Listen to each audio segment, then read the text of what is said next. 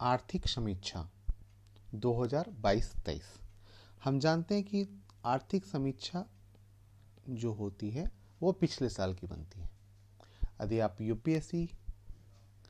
UPSC, PCS, है ना, कोई भी एग्ज़ाम दे रहे हो और आपको यह चीज़ें इकोनॉमी में टफ लगती हो कि इकोनॉमी सर्वे क्या होता है, किस प्रकार की चीज़ें होती हैं, तो आज आप हमारे साथ पढ़ें।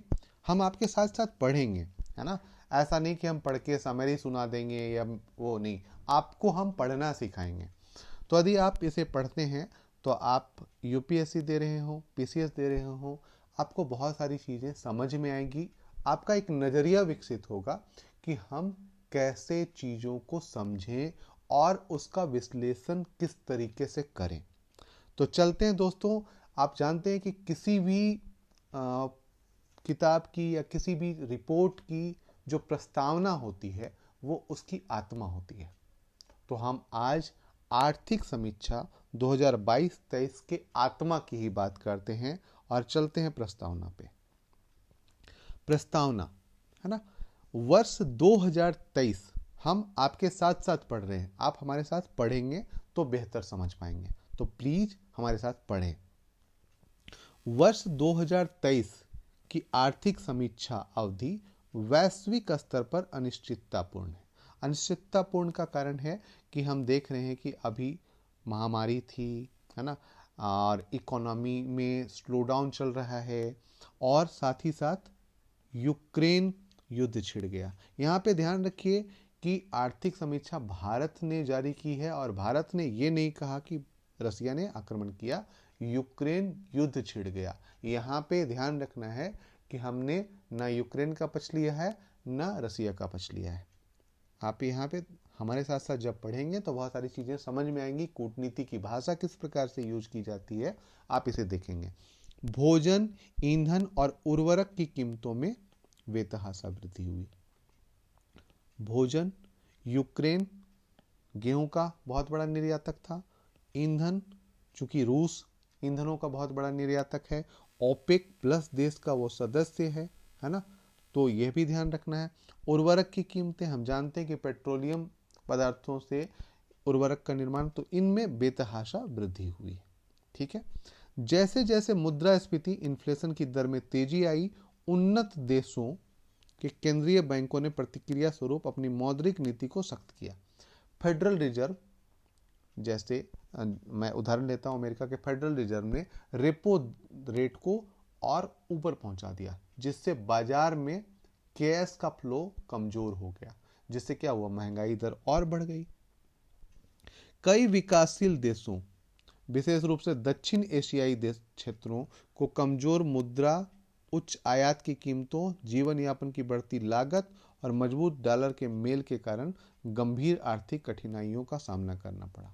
अब यहाँ पे ध्यान रखना है कि कौन कौन से देश, तो पाकिस्तान, बांग्लादेश, श्रीलंका, नेपाल और कुछ हद तक भारत, इनको भी ये चीज़ें झेलनी पड़ी, जिससे सेवा और महंगी हो गई और इससे उबरना काफ़ी मुश्किल साबित हुआ है भी।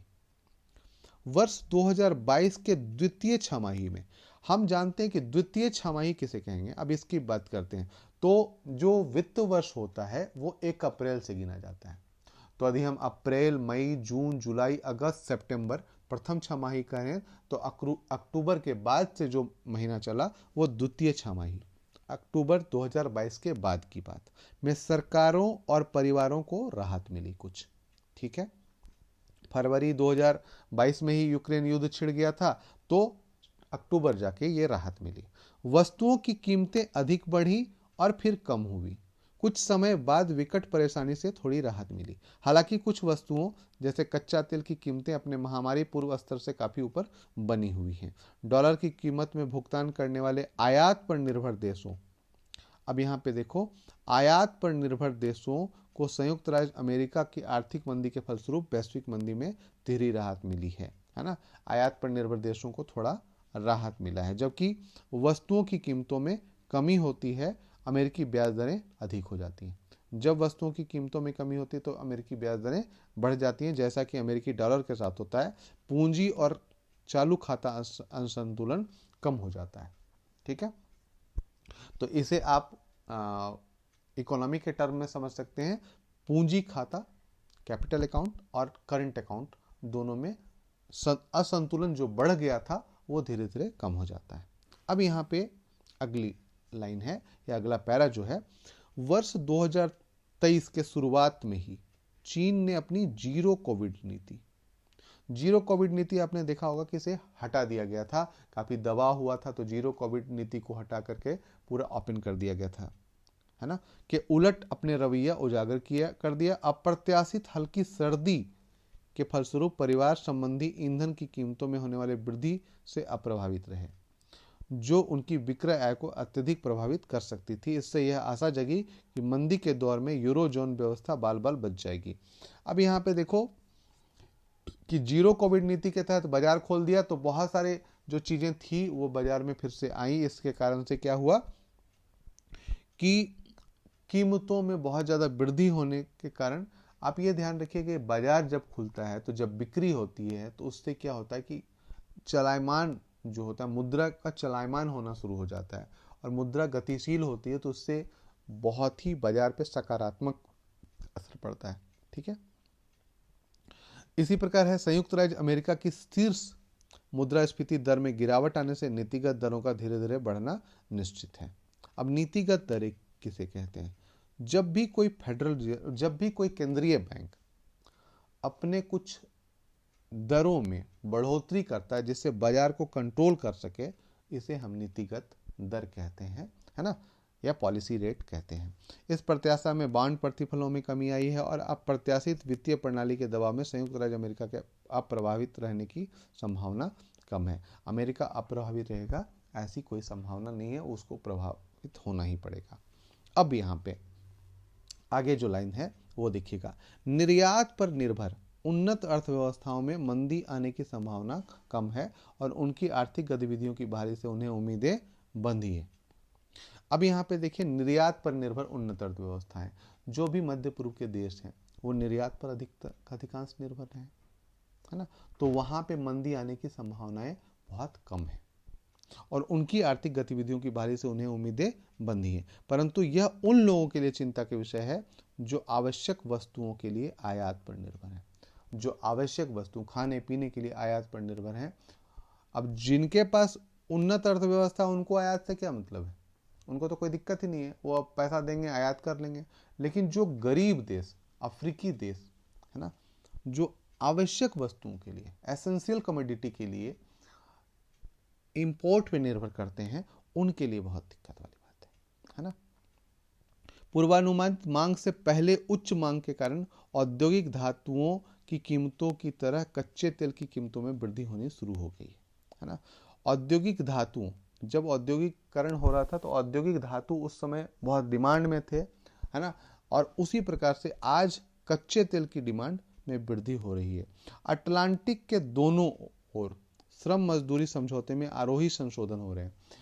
अटलांटिक के दोनों ओर मतलब दक्षिण अमेरिका और अफ्रीका, दोनों ओर श्रम मजदूरी समझौते हो रहे हैं। वहाँ पे भी अब धीरे धीरे क्या हो रहा है कि मजदूरों की जो काम की दशाएं हैं वो थोड़ी थोड़ी आगे बढ़ रही हैं या सुधर रही हैं, जिसके कारण से नौकरी तो मिल रहा है लेकिन उन मजदूरी समझौतों में धीरे धीरे संशोधन हो रहा है और वो जो है बाजार के अनुरूप बनाने का प्रयास किया जा रहा है। ठीक है, संयुक्त राज्य अमेरिका तथा यूरोजोन की सार्थक ब्याज दर में कटौती शायद आशा अनुरूप त्वरित गति से नहीं है। अब यहाँ पे समझिए कि इन लोग ने कटौती तो किया, लेकिन ये जो है वो उन अनुरूप नहीं है जिस अनुरूप होना चाहिए, है ना। इस वर्ष के पूर्वानुमान वस्तु स्थिति से बहुत दूर हैं और देशों और परिवारों के लिए यह आश्चर्य का विषय हो सकता है ना। ये जो इस वर्ष के पूर्वानुमान जो है वस्तु स्थिति से बहुत दूर है और ये देशों और परिवारों के लिए, है ना। अब भारत की बात आते हैं। भारत के लिए खास रहा है, यह भारत की स्वतंत्रता के 75वें वर्ष को चिन्हित करता है। सीधी सी बात है, 47 में आज़ाद हुए थे, 75वां वर्षगांठ मनाया हमने। मौजूदा डॉलर के मापदंड के अनुसार भारत विश्व की 5वीं सबसे बड़ी अर्थव्यवस्था बन गई है ना। आगामी मार्च तक भारत की नॉमिनल जीडीपी लगभग 3.5 ट्रिलियन अमेरिकी डॉलर होगी, है ना। तो आगामी मार्च मतलब मार्च 2023 की बात कर रहे हैं, कितना हो जाएगा? 3.5 ट्रिलियन अमेरिकी डॉलर की जीडीपी बन जाएगी। वास्तव में मार्च 2023 को समाप्त हो रहे वर्ष में अर्थव्यवस्था 7.0% की दर से बढ़ने की उम्मीद है। अब जो हमने अभी देखा था कि 6.5% बढ़ने की उम्मीद है, लेकिन यहाँ पे यह कह रहा है कि 7% बढ़ने की उम्मीद है। यह विगत वर्ष की 8.7% की वृद्धि की राह पर है। अब यहाँ पे देखिए कि पिछले साल 8.7 था और अब हम 7 की बात कर रहे हैं। मतलब अनुमान तो है ही कि रसिया यूक्रेन युद्ध के कारण या विश्व में आर्थिक मंदी के कारण जो है यह हमने घटा दिया है। उपभोक्ता वस्तुओं में धीमी गति से वृद्धि हो रही है ना। उपभोक्ता वस्तुएं, कंज्यूमर गुड्स में धीमी गति से वृद्धि हो रही है। मुद्रास्फीति की वार्षिक दर 6.0% से नीचे है। अब यहाँ पे यह भी देखना है कि 6.0% से नीचे रहनी चाहिए, तभी हम आगे बढ़ने की बात सोच सकते हैं या सकारात्मक रूप से आगे बढ़ने की बात सोच सकते हैं।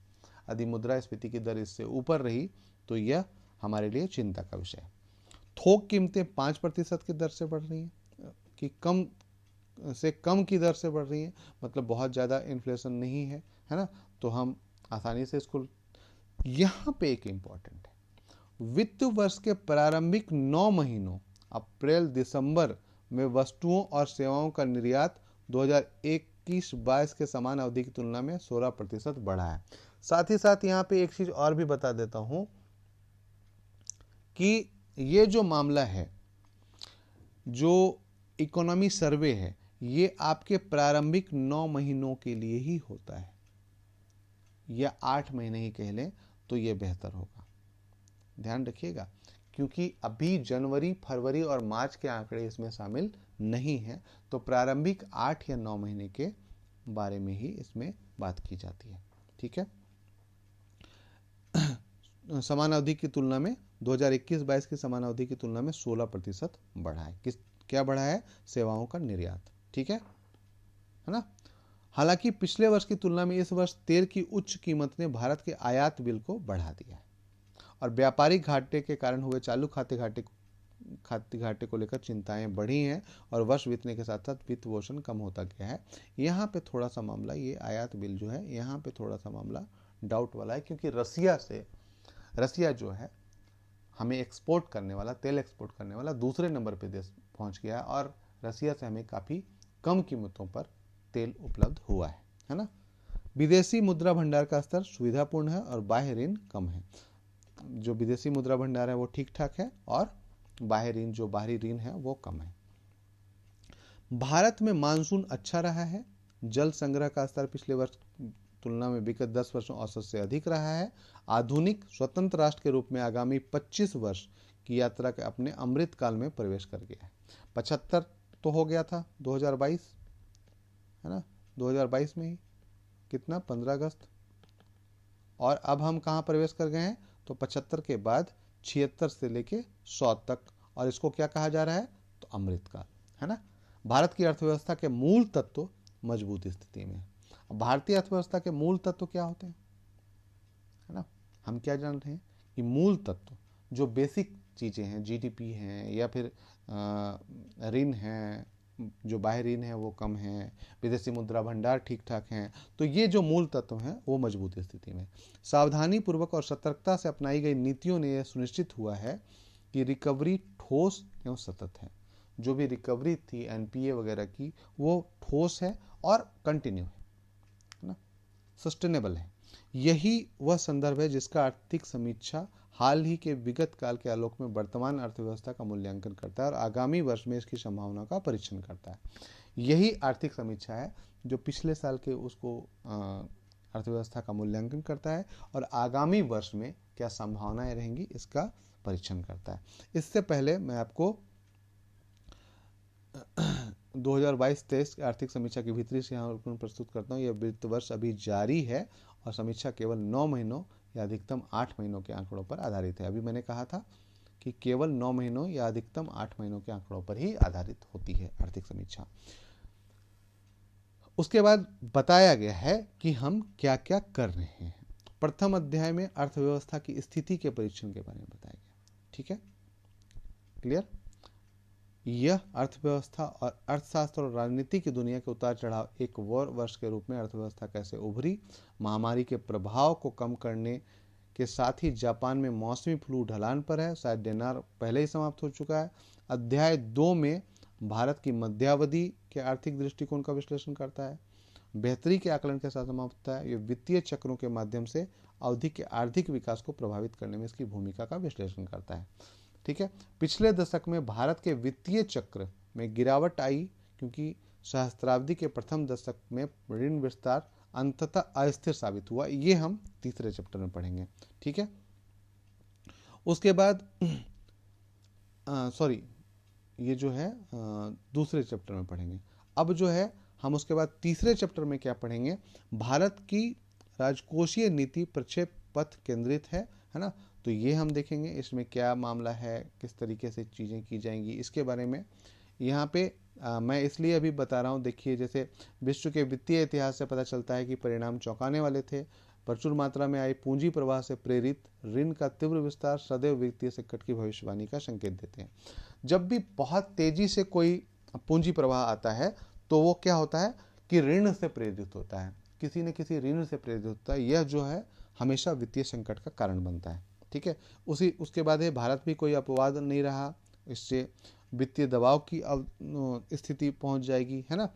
उसके बाद है कॉरपोरेट बैंकिंग और गैर बैंकिंग बैलेंस शीट दुरुस्त किया गया है। कैसे दुरुस्त करते हैं इसके बारे में बात करेंगे। संकट में भी संभावना की तलाश करते हुए सरकार ने बुनियादी ढांचे में सार्वजनिक निवेश को बढ़ाया, है ना। कई प्रकार की स्कीम्स हैं, PLI स्कीम वगैरह यदि हम देखते हैं तो उसमें है ना। जहां वर्ष 2014 के पहले के सुधारों ने उत्पाद और पूंजी बाजार को स्पष्ट पुष्ट किया था, वहीं 2014 के बाद किए गए सुधारों ने जीवन यापन को सुगम बनाने और आर्थिक दक्षता में सुधार लाने के लिए व्यवसाय पर बल दिया है ना।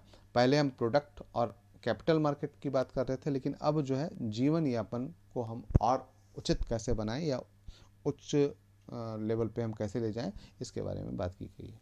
ठीक है, यह अध्याय भारत की आशावादी निष्कर्ष, मतलब अध्याय 3 में क्या है, भारत की राजकोषीय निधि प्रक्षेप पद पर केंद्रित है और राज्यों तथा केंद्रियों के लिए टिकाऊ और भरोसेमंद राजस्व के स्रोत के रूप में माल और सेवा कर की प्रगति का परीक्षण करता है। GST से संबंधित है और किस प्रकार यह टिकाऊ और भरोसेमंद राजस्व का स्रोत है, इसके बारे में बात किसमें की गई है, तो अध्याय 3 में। अध्याय 4 में मुद्रा और बैंकिंग और पूंजी बाजार से संबंधित है। मुद्रा, बैंकिंग और पूंजी बाजार में क्या क्या बदलाव हुए हैं, जैसे भारतीय रिजर्व बैंक ने आर्थिक गतिविधियों को प्रभावित करने वाली वस्तुओं पर पड़ने वाली महंगाई की मार के द्वितीय चरण के प्रभावों से बचाने के लिए ब्याज दरों में तीव्र वृद्धि की है ना। और इस प्रकार से किस मौद्रिक नीति क्या अपनाया और कैसे उसको संतुलित किया, इसके बारे में अध्याय 4 में बात की गई है। ठीक है, इसके बाद जो है यहीं पे हम आ जाते हैं और यहाँ से हम डिटेल कर लेते हैं, क्योंकि यहाँ पे जो है वो थोड़ा उसमें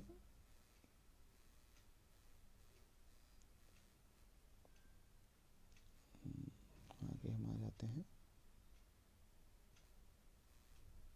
अध्याय के बारे में ही हम देख लेते हैं।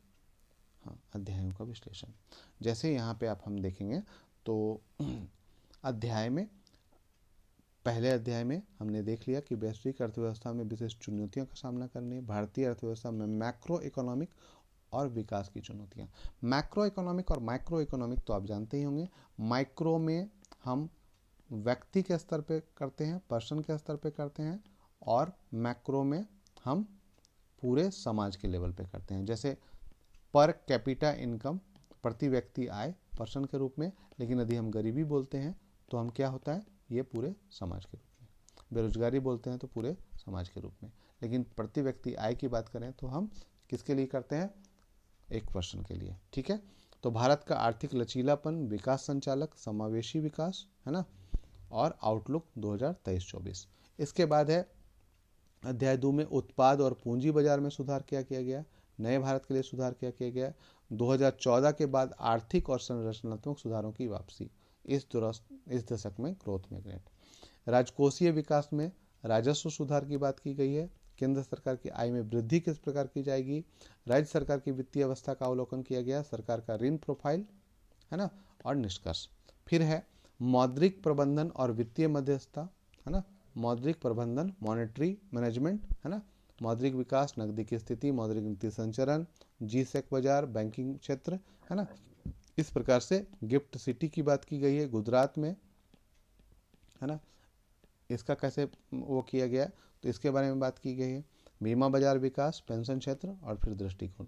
5वें नंबर पे कीमतें और मुद्रास्फीति, नाजुक परिस्थितियों में कामयाबी, ठीक है। घरेलू मुद्रास्फीति, खुदरा मुद्रास्फीति, घरेलू थोक मूल्य मुद्रास्फीति, ईंधन मूल्य मुद्रास्फीति।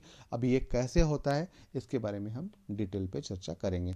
WPI, CPI, है ना, मूल्य स्थिरता के लिए मौद्रिक नीतिगत उपाय क्या होते हैं। आवासन मूल्य, महामारी बाद उभरता हुआ आवासन क्षेत्र, भेषज मूल्य निर्धारण, है ना। फिर इसमें है कि सामाजिक अवसंरचना और रोजगार, है ना, क्षेत्र के बढ़ते महत्व को गति देने के लिए सामाजिक क्षेत्र में व्यय किस प्रकार से किया जाएगा। मानव विकास के लिए कौन से मानदंड सुधार किए जाएंगे। आकांक्षी जिलों के कार्यक्रम में परिवर्तन किया जाएगा।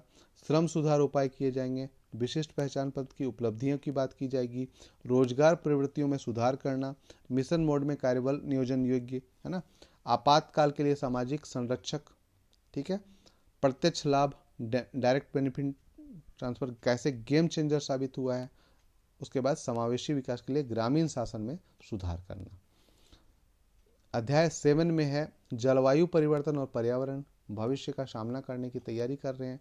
और इसमें सीधी सी बात है कि ई एनर्जी की बात है ना, तो इस बात करेंगे, ठीक है। इलेक्ट्रिक की बात हो जाएगी, है ना। भारत की जलवायु संबंधी कार्रवाई प्रगति, संधारणीय विकास।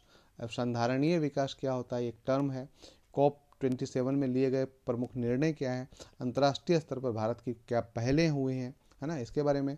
अन्य पर्यावरणीय मुद्दों से संबंधित पहल की बात यहाँ पे करी जाएगी। अध्याय 8 में कृषि और खाद्य प्रबंधन, है ना, फूड एंड एग्रीकल्चर मैनेजमेंट, खाद्य सुरक्षा से पोषण सुरक्षा तक। अब खाद्य सुरक्षा, फूड सिक्योरिटी क्या होता है। फूड सिक्योरिटी के 4 पहलू कौन से होते हैं। 4 पहलू होते हैं, आपको बता देता हूँ। उपलब्धता, निरंतरता, वहनीयता और पहुंच। 4 इसके पायदान हैं। उपलब्धता होनी चाहिए और इस उपलब्धता की निरंतरता होनी चाहिए और उस उपलब्धता तक पहुंच होनी चाहिए और उस उपलब्धता के लिए हमारे पास वहनीय, मतलब हमारे पास पैसे होने चाहिए खरीदने के लिए, इसकी बात की गई है। तो खाद्य सुरक्षा से पोषण सुरक्षा तक हम कैसे, फूड सिक्योरिटी से न्यूट्रिशन सिक्योरिटी तक कैसे पहुंचेंगे, इसके बारे में बात की गई है। खाद्यान्न का रिकॉर्ड उत्पादन की बात की गई है। कृषि संबंधी ऋण की फार्म मशीनीकरण, रसायन मुक्त भारत, कृषि में अन्य महत्वपूर्ण पहलें कौन कौन सी की गई हैं, इसके बारे में बात करेंगे। पशुपालन, डेयरी और मत्स्य पालन, ठीक है। सहकार से समृद्धि, कोऑपरेटिव सोसाइटी, खाद्य प्रसंस्करण, है ना, इसके बारे में बात की गई है।